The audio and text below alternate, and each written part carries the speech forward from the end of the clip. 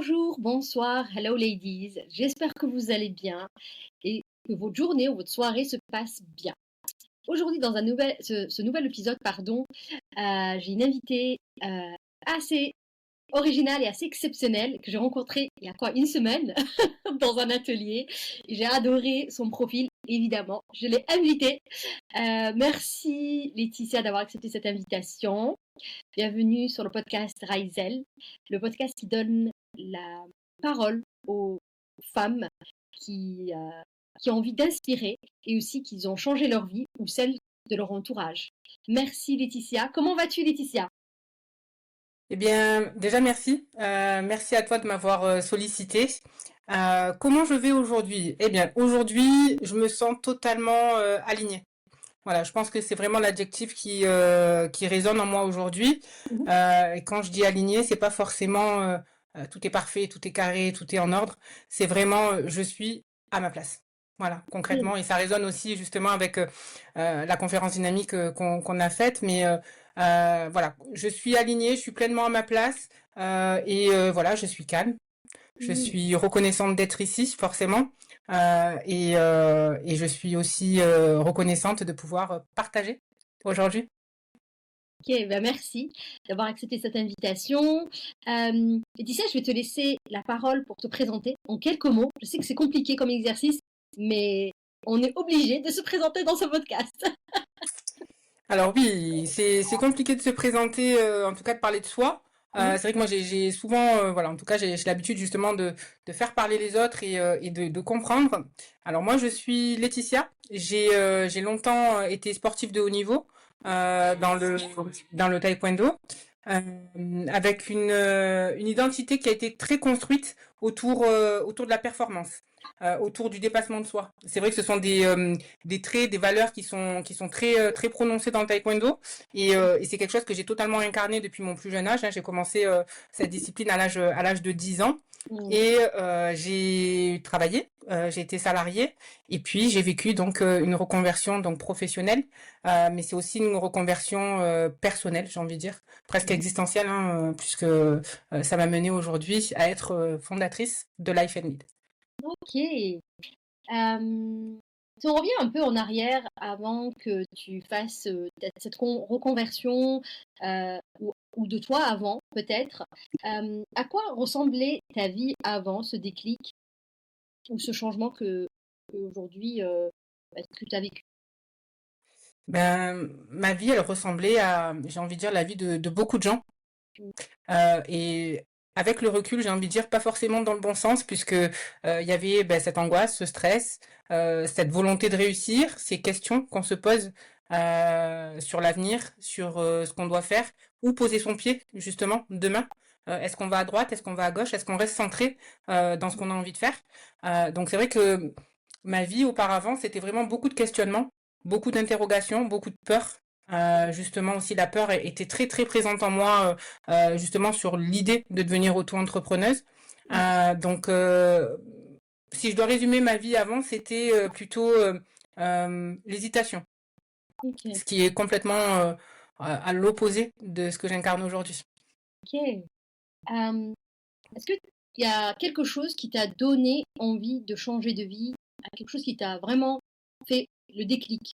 Comment tu as décidé de le faire? Oui. Et j'appelle vraiment toutes ces personnes qui ont cet appel intérieur à le saisir, Mhm. à bras le corps vraiment, et à ne pas hésiter parce que c'est vraiment ce qui permet de se transcender et de transformer à la fois se transformer soi-même et en même temps de transformer notre entourage. Moi, ce déclic, il est né justement d'un constat trop répété que j'ai pu voir dans le milieu professionnel, où on n'est plus forcément centré sur l'humain, on est Mhm. plutôt sur des quotas, des ratios, Oui. des perspectives qui sont pas forcément là et qui sont pas au rendez-vous. On place plutôt, on va dire des euros avant justement l'humain. Mhm. La santé mentale aujourd'hui, voilà, qui fait grand bruit, j'ai Ouais. envie de dire, c'est une réalité. Ouais. Et c'est justement ce qui a fait le déclic pour que je puisse me réveiller moi aussi et me Mhm. dire bon, ok, j'ai cette posture et j'ai cette capacité à pouvoir tirer par la main que ce soit au saut du lit ou autre, et à dire, écoutez, toutes les personnes qui ont cet appel et qui ont ce constat ou qui se disent, moi j'en peux plus et j'ai envie d'être sur ma route, ben suivez-moi, tout simplement. Mmh. OK. Donc le déclic est venu, de quelque chose que tu as vécu personnellement ou un truc, plus, à l'extérieur de toi?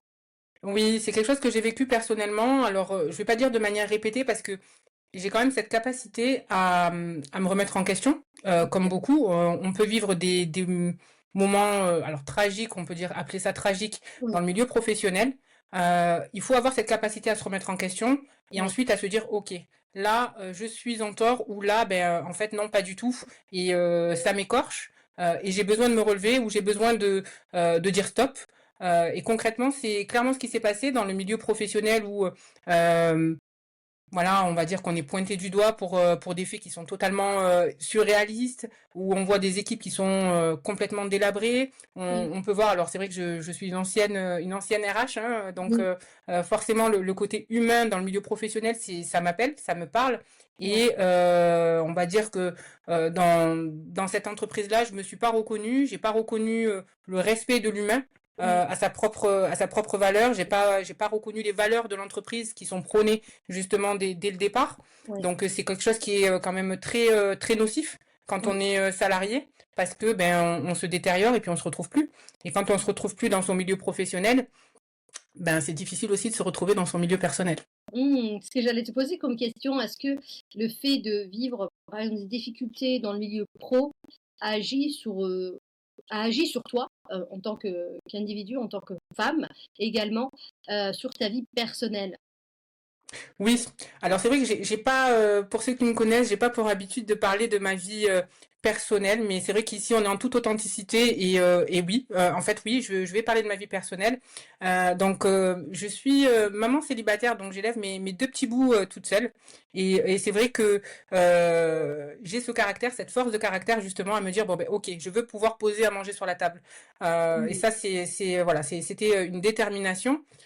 Sauf que j'ai vécu ce côté où on est un peu critiqué, où on est un peu pointé du doigt, où Mmh. ben voilà la maman qui doit partir à 6 heures pour aller récupérer ses enfants à la garderie, ben c'est un peu mal vu. Mmh. Malgré tout, ben on se lève quand même, ou en tout cas on évite de se coucher pour être à minuit et faire un petit contrôle sur les sites, etc. Ouais. Donc malgré tout ça, voilà, j'ai quand même eu ce déclic parce que je me suis dit stop. À un moment OK. donné, il faut que ça s'arrête. Euh, je me suis quand même fait accompagner parce que Ouais. ça a été un moment difficile pour moi. Je l'ai supporté pendant 2, 3 mois, on va dire. Ouais. Il y a vraiment eu beaucoup de choses, en tout cas dernièrement, qui se sont entremêlées. Mmh. Et c'est de mon point de vue personnel, mais qui est voilà, qui est factuel, Mmh. où ben je pense il y a eu beaucoup de jugements de valeur qui ont été faits. Donc à la fois sur ma qualité de mère, à la Mmh. fois sur mon côté peut-être exigeant, mais en tout cas Mmh. c'est des prérogatives contractuelles, hein, donc je veux dire Ouais. je suis pleinement à ma place. Ouais. Et tout ça en fait mélangé, ça blesse. Et c'est vrai qu'il est difficile quand on vit justement des attaques sur le milieu professionnel, ben, d'être pleinement à soi dans le milieu personnel. Et ça a Mmh. été un déclic à la fois de mes enfants, où ben voilà, il me disait mais tu m'as dit qu'on doit faire ci maman et tu m'as dit qu'on devait faire ça, mais tu respectes jamais tes paroles. Et ça c'est blessant pour une maman d'entendre ce genre de choses parce qu'on a envie justement de leur faire plaisir, on a envie d'aller de l'avant, on a envie d'être la bonne maman, et en même temps on a envie aussi d'être épanoui dans notre quotidien. Donc c'est des blessures, voilà, c'est des blessures et des constats qui ont fait qu'aujourd'hui je suis moi-même, que ça plaise ou que ça ne plaise pas, tout simplement. Oui, c'est, super, de bah, de prendre le recul de ce qu'on nous on a pu vivre, bah, par le passé et une question qui me vient là, à quel moment tu t'es dit: «Bah, là, j'ai besoin de me faire accompagner»? C'est aussi ça que j'ai envie que les femmes Oui. qui nous écoutent, de se dire: «Bah, je peux demander de l'aide». Beaucoup d'entre nous, surtout les femmes, on a du mal à le faire et comment tu as eu, tu t'es dit: «Là, il faut vraiment que je me fasse accompagner» et comment tu as Waouh. choisi aussi la personne qui t'a accompagnée à sortir Oui, oui, oui. du tourbillon? Alors pour moi, ça a été justement ces nuits blanches, OK. ces questionnements, comme je le disais, les réflexions de mes enfants où je me retrouvais pas, où j'arrivais plus à avoir ma place justement et me dire mais qu'est-ce que je fais? Je suis un robot. Ouais. Je dépose les enfants, je vais travailler, je range, je les récupère, etc. Parfois travailler jusqu'à 3 heures du matin parce que ben il y avait des attentes. Hein, là c'est vrai que j'ai eu ce déclic. Ce déclic où c'est vrai que je demandais pas de l'aide. C'est quelque chose qui n'était pas du tout ancré dans ma personnalité. Mais j'ai senti ce mal-être. Et ce mal-être a fait que, ben justement, je pouvais plus m'en sortir toute seule, j'arrivais plus à comprendre. En fait, c'était un gros besoin de compréhension, de réalignement. Là, j'ai regardé un petit peu sur Internet et je suis tombée sur un coach qui, en une seule séance, a réussi à me faire comprendre où était la problématique, qui venait peut-être de moi, pas forcément, mais en fait, c'est vrai qu'il y avait aussi un peu de moi, où ben, quand on est, pour ma part, ancienne athlète de haut niveau, on travaille justement sur l'objectif, la réussite et la récompense. Et donc moi, c'était vraiment voilà, je suis restée dans ce schéma-là où, ben, professionnellement parlant, ben, j'attendais la récompense. Parce que quand, voilà, à l'entraînement, ben, quand je m'entraînais à 200%, etc., ben, je sais que j'ai la récompense après à la compétition. Donc là, c'était exactement la même chose. Et dans le milieu professionnel, on n'a pas de médaille. Voilà, on n'a absolument pas de médaille.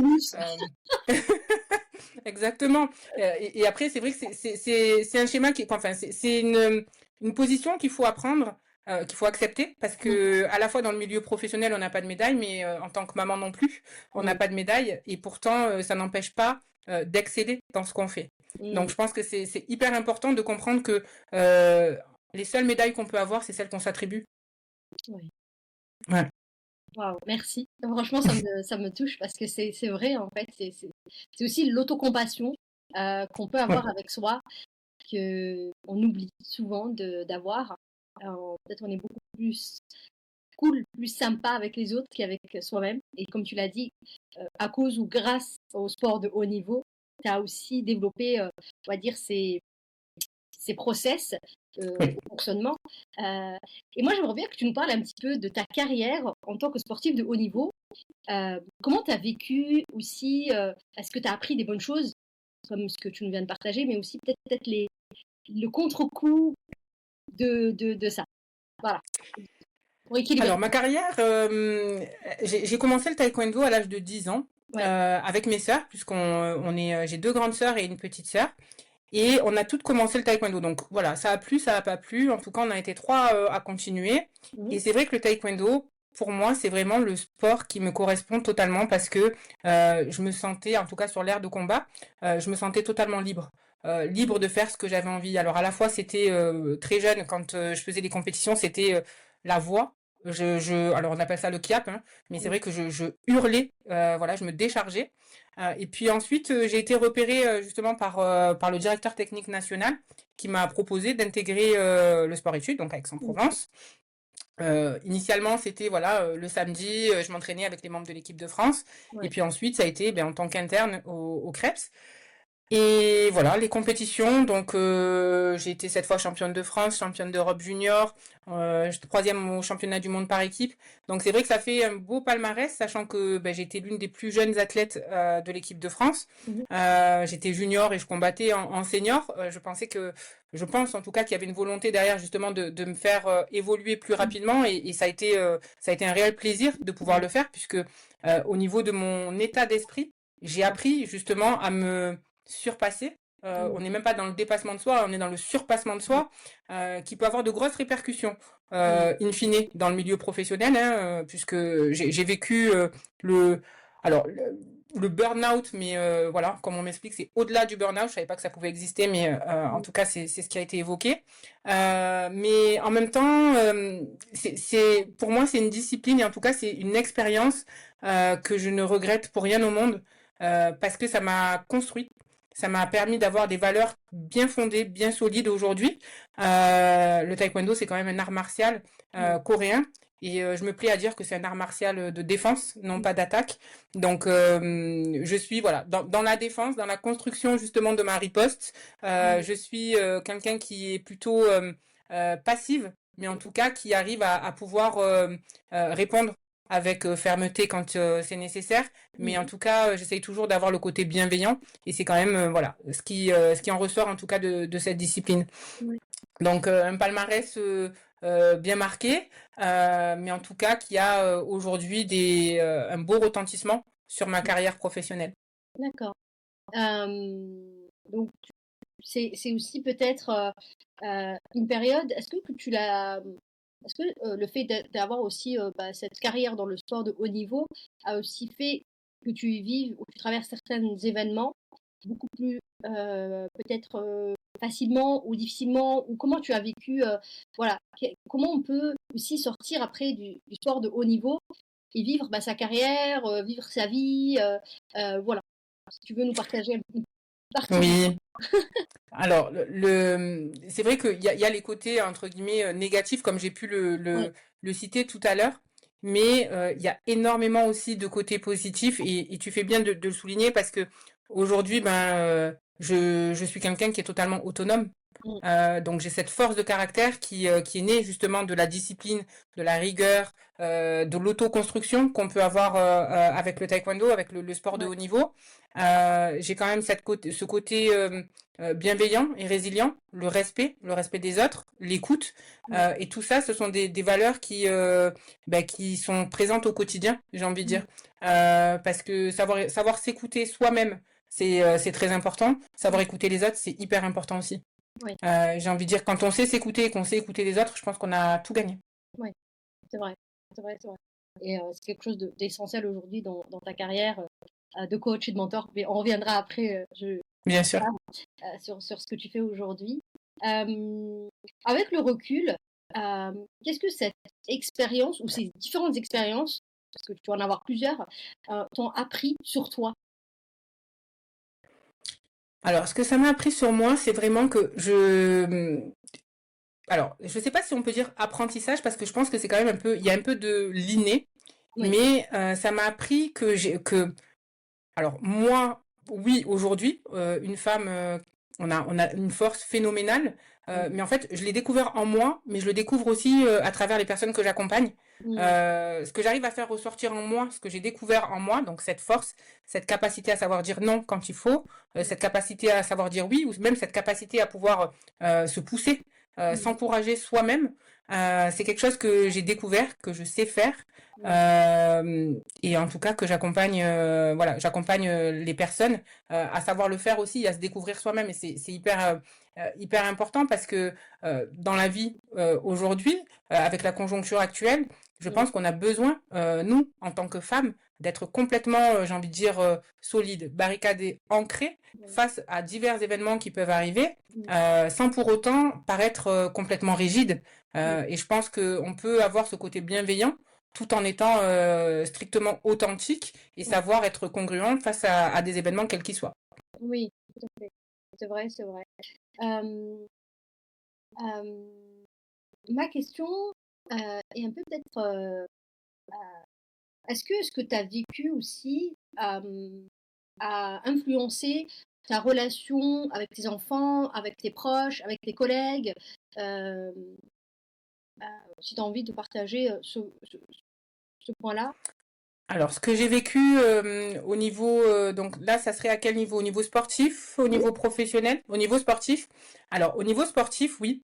Ça a complètement, alors je vais dire drivé. Donc, c'est un fil conducteur. Ça a été un fil conducteur pour ma vie et pour à la fois l'éducation de mes enfants, Mmh. à la fois les personnes que j'inspire, parce que on apprend justement à avoir un objectif, à se donner les moyens de l'atteindre, quel qu'il Mmh. soit, et en même temps d'avoir toujours un plan A, un plan B pour pouvoir répondre des fois des plans C, etc. Donc tout dépend des circonstances. Oui. Mais oui, c'est indéniable que il y a eu un gros impact, en tout cas de ma carrière professionnelle, Mmh. ma carrière sportive, pardon, sur ma vie aujourd'hui, Mmh. parce que il y a les valeurs qui sont profondément ancrées, Oui. mais en même temps, il y a tout le côté personnel, intérieur, qui est complètement développé et qui se découvre encore de jour en jour. Et ça, c'est magnifique. Ouais, c'est sûr. Hem, Est-ce que, aujourd'hui bon, je vais quand même un peu dire ce que tu fais. Donc tu es coach et mentor. Pourquoi tu as choisi cette carrière? Oui. Très bonne question. Alors pourquoi j'ai choisi cette carrière? Je pense que c'est naturel. C'est naturel, c'est l'association justement de plusieurs aspects. Et à un moment, on se dit, waouh, mais moi, je sais que j'aime faire ça. C'est ce que j'aime faire. Pour parler, alors, c'est vrai que coach, j'ai obtenu mon diplôme de coach professionnel en 2019. Oui. Sachant qu'avant ça, alors on va pas dire que je pratiquais le coaching, mais j'accompagnais déjà des entreprises sur tout ce qui est administratif, gestion d'équipe, etc. Ouais. Quand on se forme justement au coaching, déjà on a quand même une grosse réalité, on prend quand même une belle claque parce qu'on se dit mais j'accompagne des personnes sur des sujets que je maîtrisais pas forcément. Aujourd'hui, voilà, je suis formée, diplômée depuis 2019 et je me construis encore aujourd'hui, j'apprends encore aujourd'hui et c'est formidable parce qu'on est à perpétuel apprentissage et c'est hyper important. Je pense que c'est ce qu'il ne faut pas perdre de vue. Ensuite, de coach, j'ai aussi donc la casquette de mentor en leadership. Le mentorat en leadership, c'est pas quelque chose qui peut s'apprendre de manière instinctive, de manière autodidacte. On a forcément des bases, mais on peut avoir aussi ce côté inné. Pour moi, déjà dès le taekwondo, c'est quelque chose qui était déjà présent, l'aspect leadership. C'est quelque chose que je véhicule dans mes ateliers. En tout cas, pour les femmes, c'est hyper important. Savoir parler, savoir se positionner, avoir la bonne posture. Comme je l'ai tant expliqué, c'est hyper important aussi de pouvoir valider ou invalider une personne qu'on juge, entre guillemets, alors juger, je pèse mes mots, hein, parce qu'on n'est pas dans le jugement, mais en tout cas qu'on valide ou qu'on invalide par rapport à un discours qui peut être tenu, par rapport à une posture. Et en tout cas, savoir de manière très naturelle rechercher la congruence, la sincérité dans des propos. À côté de ça, je suis aussi formée en santé et sécurité au travail. Donc je dispense aussi des formations SST auprès des entreprises, mais aussi toute la partie bien-être au travail. Parce que en tant qu'ancienne RH, il est très important de pouvoir travailler sur les constats qu'on a pu voir en entreprise, les faire évoluer, en tout cas très positivement. Et c'est aussi ce à quoi je m'attelle aujourd'hui pour pouvoir encourager les dirigeants et en tout cas toutes les équipes à travailler de la manière la plus sereine qui soit. J'ai beaucoup entendu dire que beaucoup d'entreprises laissent repartir les salariés chez eux de la même manière qu'ils sont venus. Moi, c'est plutôt les faire repartir chez eux encore mieux qu'ils sont arrivés. Ouais, c'est très beau ce que tu dis. Ça serait bien que beaucoup d'entreprises s'inspirent et ça évitera d'avoir des burn-out et des problématiques de santé mentale très importantes au travail. On le voit aujourd'hui, ils parlent d'eux-mêmes. Oui. Tu avais parlé de bien-être. Ma question est la suivante. Comment aujourd'hui tu allies ton bien-être, ton énergie et ton engagement professionnel, mais aussi personnel? Alors déjà, je commence une journée par du sport. Alors, je pense que c'est pas forcément le côté athlète qui ressort parce que je fais pas du tout taekwondo, mais juste de la course à pied en forêt. C'est quelque chose qui m'inspire énormément parce que je pense que avoir ce premier objectif dès le matin, ça ressource, ça recentre et ça permet de poser un cadre clair sur sa journée. Ensuite, mon bien-être, c'est voilà de voir l'épanouissement de mes enfants et en même temps de voir la réussite claire des personnes que j'accompagne, personnes autant les particuliers que les entreprises. Quand j'ai un dirigeant qui m'appelle et qui me félicite parce que une de ses équipes, en tout cas que j'ai accompagnée, a réussi à travailler en cohésion et à atteindre un objectif qui a été fixé dès le départ de manière totalement désintéressée, c'est l'une de mes plus grandes fiertés. D'accord. Ok. Donc, ton plus gros challenge que tu mets en place pour être dans ton bien-être, c'est ce que je comprends, c'est le sport et aussi ta famille et la réussite professionnelle. Totalement. Ok, super. Aujourd'hui, tu m'as parlé beaucoup de valeurs depuis le début. Et ma question est la suivante. Quelles sont les valeurs qui te guident que ce soit dans ta vie personnelle ou professionnelle? Je crois que c'est les mêmes, hein. Alors, les valeurs qui me guident dans ma vie personnelle ou professionnelle, déjà, c'est la bienveillance. Oui, Je, je, je me remets beaucoup en question, je me mets aussi beaucoup à la place des autres en fonction des discours que je peux avoir. On peut forcément, on peut échanger, on peut parler, mais sans pour autant avoir la volonté ferme de blesser. oui, Et ça, c'est vraiment ce à quoi j'essaye de faire le plus attention parce que fermeté ne veut pas dire forcément détruire oui. une personne intérieurement. Donc, c'est vraiment la bienveillance. Ensuite, c'est l'audace. Mm. Je suis quelqu'un on parle beaucoup de voilà zone de confort, etc. Moi, j'essaye perpétuellement d'être dans ma zone d'audace parce que c'est là où ben on se développe, on se Ouais. découvre et puis on arrive aussi à atteindre des objectifs qu'on pensait inatteignables. Donc Mm. c'est vraiment ça serait voilà la bienveillance, l'audace et puis je dirais aussi le respect. Ok. Une des valeurs qui m'a été donnée par mon éducation et par le sport. Mm. Et je pense et je suis convaincue que le respect des uns des autres fait qu'on peut construire de très grandes choses. Ok. Euh, Comment tu trouves la force et pour passer à l'action? Comment je trouve la force pour passer à l'action? Parce que tu as parlé de sortir de sa zone de confort. Comment tu fais? Oui. Je sais que parfois je peux me fixer des objectifs qui sont complètement surréalistes. Mais j'ai envie de dire, si je le fais pas aujourd'hui, et en tout cas si je le fais pas moi, qui c'est-ce qui va le faire à ma place? Mm. Personne.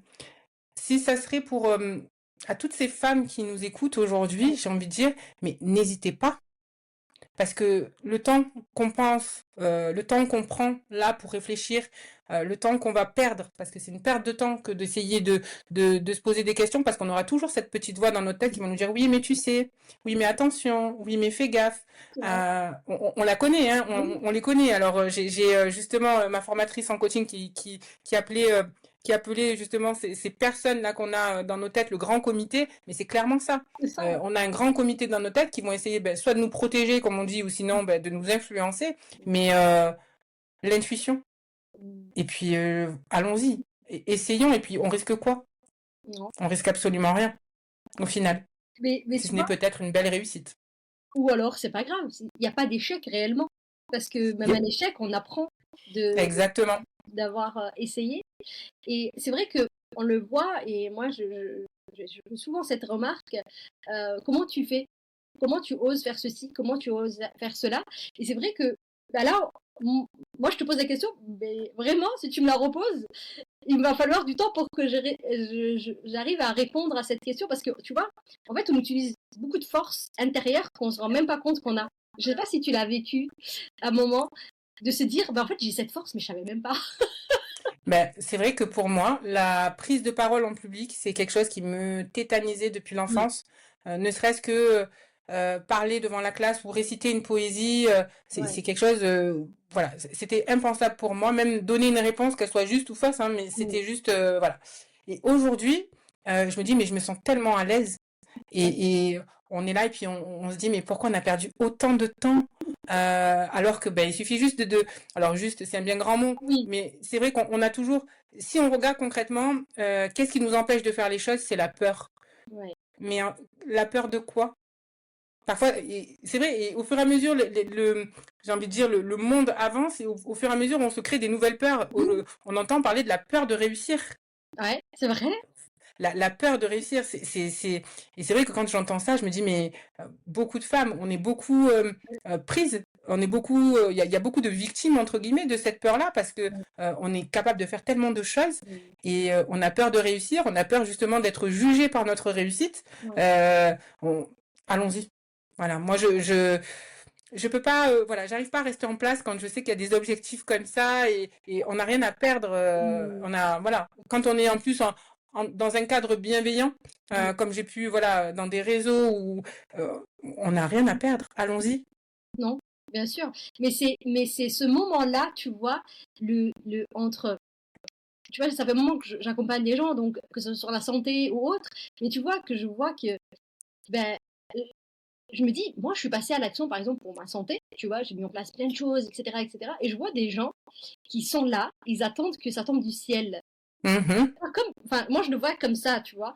Et alors que c'est pas le cas. Si tu testes pas, que ce soit aussi dans le business, on peut appliquer le même process, hein, et que en fait, si tu ne testes pas, Mm. mais c'est le premier pas qui est le plus dur finalement entre nous. Ben, le premier pas, j'ai eu accompagné une personne justement sur l'atteinte d'un objectif qui était hyper important pour elle. Ouais. Et c'est vrai que dans les phases d'anamnèse, on le sent bien quand on fait du Oui. coaching, l'importance de l'atteinte de cet objectif. Et Mm. c'est aussi le but du coach, c'est d'aller chercher vraiment la réalité, Ouais. d'aller chercher vraiment quel est l'objectif final. Une fois que on a, entre guillemets, débroussaillé et qu'on a eu l'objectif final, la pépite, je l'accompagne. Et je vois qu'il y a quand même des réticences et je vois que c'est de l'hésitation. Alors quand on est coach, on peut voir le chemin, mais on peut, voilà, on donne des outils, on donne des capacités, on développe justement la force intérieure. Et c'est vrai qu'un jour, je lui ai dit une phrase, je pense, qui a été un déclencheur, et Ouais. ça peut être aussi le déclencheur pour tout le monde, c'est si il te restait quelques heures à vivre, Ah. qu'est-ce que tu ferais? Est-ce que tu irais pas au bout ou... Et c'est vrai que là, d'un coup, on réfléchit, on s'imagine, et le cerveau a cette formidable capacité à se projeter dans des choses Mm. qui sont formidables. Donc voilà, elle a réussi justement à mettre le pas suivant. Et rien que ça, déjà, c'est magique, parce qu'on Ouais. a cette fierté, on se dit, mais je l'ai fait, j'ai osé passer ce coup de téléphone, j'ai osé m'imposer, j'ai osé dire non Ouais. à cette question ou à ce... Et c'est formidable. Et Mm. quand on arrive à poser le premier pas, je vous assure que tous les autres pas, mais ils Ouais. sont... ouais, il n'y a pas de mots. Après, ça vient en fait. Tu te rends compte Oui, que bah, voilà, tu l'as fait une fois, tu peux le faire deux fois, tu peux retomber, complètement. remonter, etc., etc. Et la vie Oui. est ainsi. Euh, Moi, je voulais revenir juste sur quelque chose. Est-ce que le fait d'avoir une carrière dans le sport de haut niveau fait de toi la personne que tu es aujourd'hui, ou est-ce que tu aurais pu être la même personne sans le sport de haut niveau? Non, j'aurais pas pu être la même personne. J'aurais pas pu être la même personne pour une simple bonne raison, c'est que très tôt, Mm. très jeune, j'ai vécu l'adversité. Ok. Voilà. Et je pense que quand on vit l'adversité de manière très jeune, face à justement des mentalités fortes, on arrive à se construire une personnalité plus résistante. On arrive à surmonter des événements d'une manière en tout cas d'une autre vision. Et je pense avec le recul que effectivement, si j'avais pas eu cette carrière sportive, Ouais. si j'avais pas eu ces réussites et ces défaites, parce que c'est surtout les défaites aussi qui m'ont forgé, je serais pas du tout la même personne et j'aurais pas du tout la même carrière. Ok. Et là, tu me fais penser à une question. Quand tu étais sportif de haut niveau et tu n'arrivais pas à atteindre ton objectif, donc tu ne gagnais pas, par exemple, la compétition, comment tu le vivais? Alors, je le vivais très mal Ok. sur l'instant. Mhm. Et c'est vrai que j'ai eu, alors par chance, une succession d'entraîneurs Mhm. qui ont fait que chacun ont pu m'apporter quelque chose il n'y a même pas de mots. C'est tellement riche et puis j'ai envie de dire que j'ai été très chanceuse Ouais. d'avoir cette succession justement d'entraîneurs dans l'ordre dans lequel il a été. C'est vrai que très jeune, j'ai eu un entraîneur qui était très orienté sur le respect, la ponctualité, l'aspect physique. Donc en fait, pour moi, ça m'a déjà développé sur l'aspect dépassement de soi, Mhm. dépasser les limites. Quand on a à peu près 15 ans et qu'on s'entraîne justement avec des personnes qui sont déjà adultes, qui ont déjà je ne sais combien d'années d'expérience dans le taekwondo, qu'il faut se lever à 6 heures pour aller courir dans l'arc à Aix-en-Provence, ça fait mal, hein, en plein hiver, c'est difficile. Donc c'est vrai que je me souviens de ces moments-là où je l'insultais intérieurement et je me disais mais c'est pas possible, j'avais envie de pleurer pour lui faire un peu pitié, etc. Mais ça fonctionnait pas. Ouais. Et aujourd'hui je me dis mais heureusement en tout cas qu'il n'a pas cédé à mes caprices et heureusement que je l'ai fait parce que aujourd'hui je sais que voilà la ponctualité c'est important, le respect des autres c'est hyper important. Après il y a aussi euh, le, alors j'ai envie de dire, l'analyse des situations, Mhm. c'est aussi un point, j'ai envie de dire, que le taekwondo m'a apporté, parce Mhm. que forcément, quand on est combattante, puisque c'est clairement ça. On a cette capacité à analyser le jeu des adversaires pour pouvoir justement créer son propre jeu. Et moi, c'était aussi une de mes tactiques, c'est-à-dire, bien que je m'intéressais pas forcément au palmarès, ça m'intéressait pas du tout, mais en tout cas, le jeu tactique, je pouvais l'analyser dès les débuts des combats, des rounds. Ouais. Et là, c'est là où je me mettais soit en attaquante, soit en contreuse. Et de manière générale, j'étais une très bonne contreuse. Donc, ça veut dire que c'est ce que j'ai plus ou moins retranscrit dans ma vie au quotidien. Voilà, je me laisse attaquer volontiers, mais je sais très bien que les réponses sont déjà, entre guillemets, préparées, mais préparées avec justesse. J'ai envie de dire, et ça, c'est hyper important. Ok, merci beaucoup d'avoir partagé tout ça avec nous. C'est hyper enrichissant. Moi, j'ai une question. Alors, elle n'était pas prévue, mais elles viennent d'arriver. Donc, comme tu sais, je pose des questions aussi instantanées que je n'ai Pas de préparées problème. pas. Ça va dépendre de ce que tu as dit. Tu avais dit tout à l'heure pour ton bien-être que le sport faisait partie de ton quotidien, en tout cas pour prendre soin de toi. Euh, Comment tu peux aujourd'hui recommander à des gens qui ne sont pas du tout sportifs à aller vers le sport, parce qu'on sait qu'aujourd'hui, c'est la base pour être en bonne santé. Euh, Qu'est-ce que tu peux le recommander? Je sais que, ok, tu as ta casquette de coach, etc., mais aussi ta casquette de sportif de haut niveau. Comment on peut motiver les gens à les prendre soin d'eux et surtout à faire enfin, bouger, quoi. Déjà, le sport, ça se passe en premier lieu et en tout lieu dans la tête. Ouais. Donc, je pense qu'une personne qui n'est pas sportive et justement qui a envie d'avoir un bien-être établi dans sa vie, dans sa vie Ouais. personnelle, il faut qu'elle commence déjà par se donner une autodiscipline matinale, peu importe, à se dire, OK, je me lève et je me recentre sur moi, je prends 2, 3, 5 minutes, peu importe, ça commence comme ça. Se poser des questions. Alors, on parle beaucoup de méditation, d'introspection, etc. Je pense que le faire le matin, c'est une bonne chose Oui. parce que ça permet justement de se libérer de pas mal de croyances, etc. Et en même temps de planifier, en tout cas, ses objectifs pour la journée. Ensuite, une fois qu'on a pu faire ça pendant quelques jours, une semaine, voire, alors on parle beaucoup de 21 jours, etc. On pourrait ancrer ou en tout cas essayer de mettre en place un parcours où on se dit bon ben on va marcher pendant 10 minutes.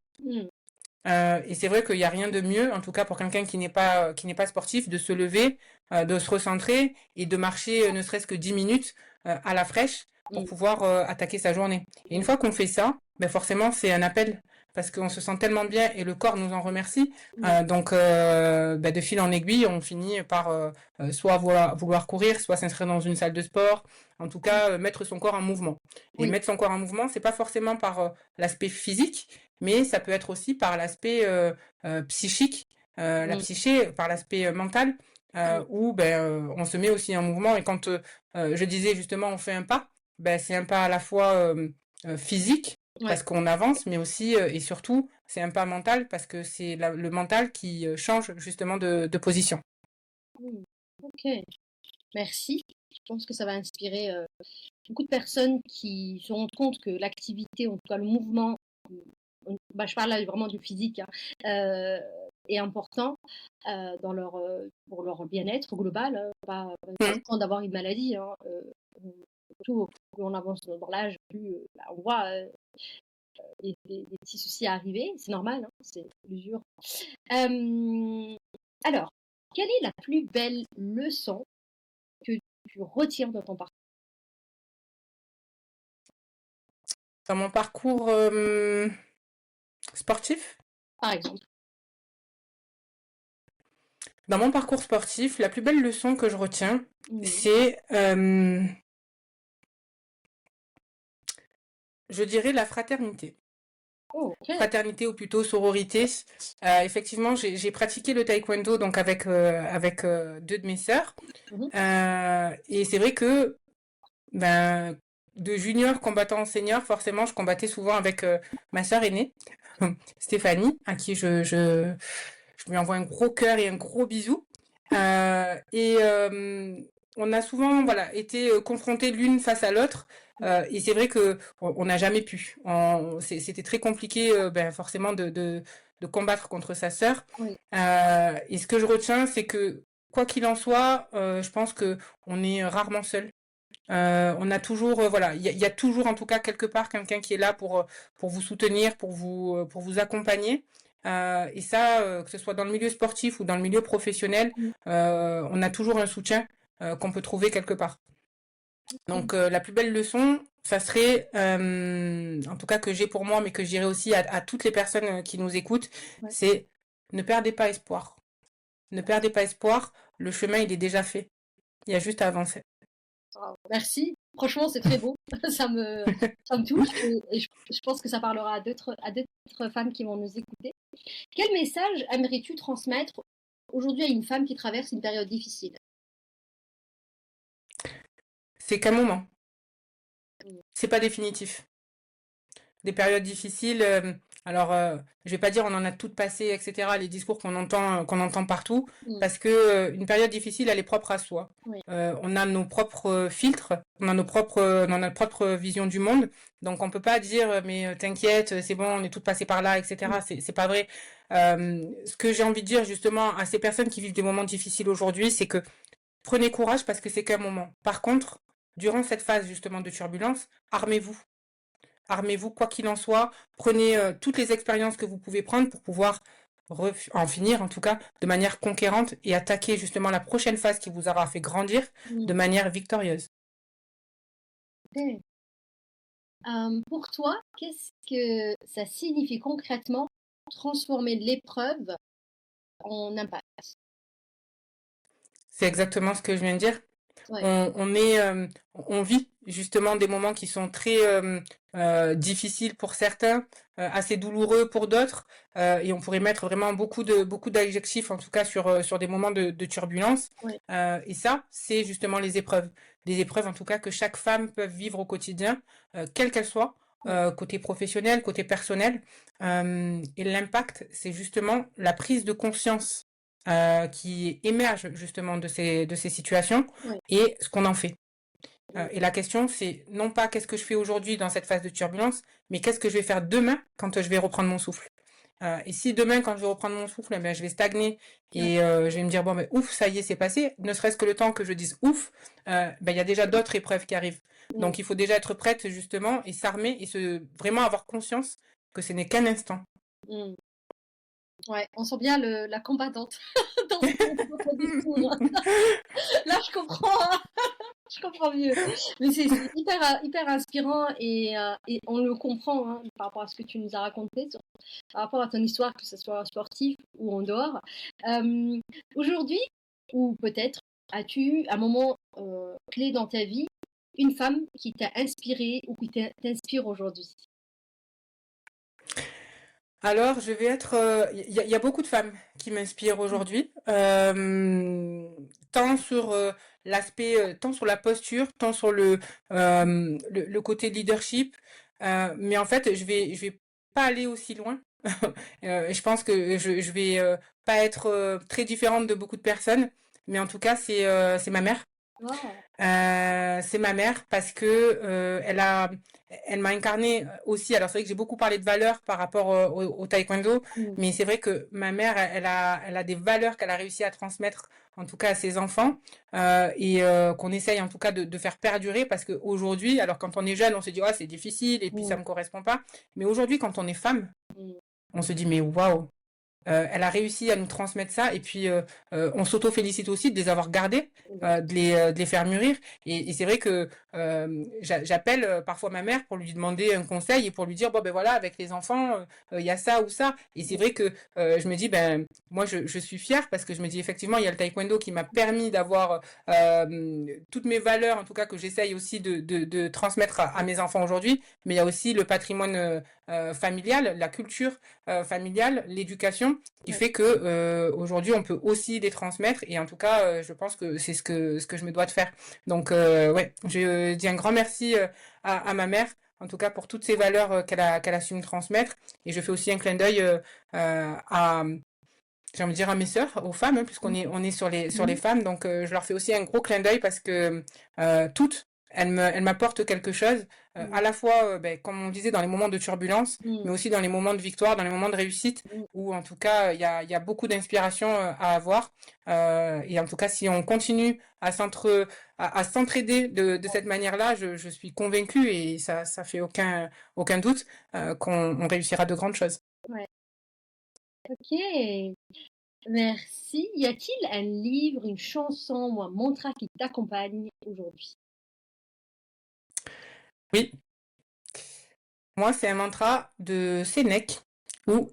qui dit plutôt que la vie, ce n'est pas d'attendre que l'orage passe, mais c'est d'apprendre à danser sous la pluie. Ouais. Et ça, c'est vraiment, voilà, c'est une citation qui est tellement juste. Et c'est vrai que moi, je la prends au sens propre, mais au sens figuré comme au sens propre. Mhm. Ouais, danser sous la pluie. Et j'ai envie de dire, quand ça va pas, et voilà, il fait gris, il pleut, etc. Trouver le soleil. Le soleil, c'est pas forcément le rayon qui réchauffe Oui, extérieur, mais c'est aussi ce qu'on a à l'intérieur mhm. et qu'on peut faire rejaillir à n'importe quel moment. Mhm. C'est vrai, c'est vrai.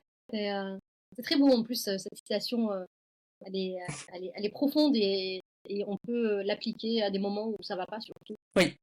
Donc, alors, ben, on arrive à la fin de ce podcast. Donc, pour conclure, quel mot aimerais-tu partager avec les femmes qui nous écoutent? Un seul mot? Bon, tu peux faire une phrase, hein. Une phrase, ok. Donc, moi, j'ai envie de dire, regardez-vous intérieurement. Mm. Voilà, regardez-vous intérieurement. Arrêtons de regarder justement tout ce qui nous entoure pour pouvoir se donner des limites, des objectifs, etc. Juste soyons authentiques avec nous-mêmes, regardons-nous et ne nous posons pas de limites. Mm. Tout est ouvert, tout est ouvert. Donc fonçons. S'il faut qu'on se donne la main, donnons-nous la main. Mais en tout cas, moi je vous tire, il n'y a pas de problème. Mais en tout cas, voilà, ne restez pas sur la même place, avancez. On peut tomber, c'est pas grave. Mm. Mais tant qu'on se relève et qu'on accepte aussi les mains tendues, c'est OK. D'accord. Dis-nous, Laetitia, où on peut te retrouver si on veut bah, se faire booster par toi. Alors, je suis présente sur les réseaux, donc LinkedIn, Insta, TikTok, Mm. Thread, et puis sinon sur mon site internet, donc lifeandlead.fr. Ok. Je mettrai toutes les coordonnées en description du post, Pas de évidemment, problème. hein. Tu m'enverras tout ça. Et bah, moi, j'ai envie encore de te remercier. J'ai adoré passer ce moment-là avec toi. Merci d'avoir Et merci à accepté toi. et merci d'être bah, là, authentique et d'avoir partagé ton parcours qui est formidable et qui est inspirant. Et merci. Un grand merci à toi en tout cas de m'avoir sollicité. C'est un réel plaisir. Bah, sur ce, ladies, on se retrouve dans un nouvel épisode la semaine prochaine, évidemment. Prenez soin de vous, c'est important. Ça, c'est non négociable. N'est-ce pas, Laetitia? Tout à fait. Le bien-être, c'est important. Voilà, prenez soin de vous. N'hésitez pas à partager ce podcast, cet épisode ou le podcast carrément à toutes les femmes, mais aussi à des hommes, pourquoi pas, hein. On est aussi partant pour inspirer aussi les hommes. Et on se retrouve la semaine prochaine. Bye bye.